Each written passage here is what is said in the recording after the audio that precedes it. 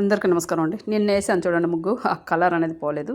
చిన్న తులసి మొక్కలు లోపల అనేది ఉన్నాయండి. అవి చిన్నవి రెండే వచ్చిండాయి.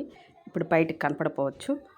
అలాగనే ముగ్గు దేవుడికి అగరవత్తులు అనేది వెలిగించాడు పెట్టున్నాను. అది ఆ ముగ్గెర్ర అనేది గీసుకున్నానండి. ఇది వచ్చి ముగ్గురు అయితే అదే శుద్ధ ముక్కుతో అనేది ముందు గీసుకొని ఇలా రౌండ్గా మనకి ఏదైనా రాలేదంటే ముందు ముగ్గురు అయితే ట్రై చేయండి. తర్వాత ముగ్గు పిండితో ట్రై చేసినారంటే మీకు ఈజీగా అనేది వచ్చేస్తుందండి. ఈరోజు చిన్న ఇది పెద్దది కూడా వస్తుంది గిర్రల ముగ్గు. ఇలా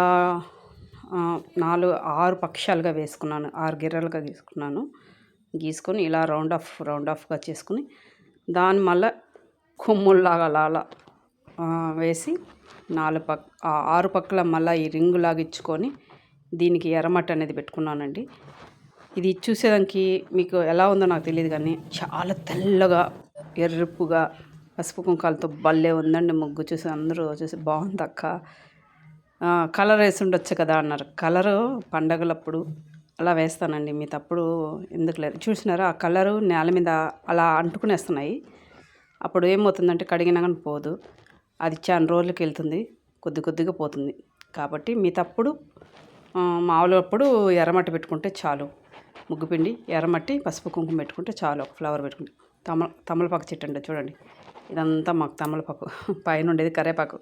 ఇలా ముగ్గుని చూపిస్తున్నా. సబ్స్క్రైబర్ చేసుకోవచ్చుగా. ఉంటానండి, బాయ్.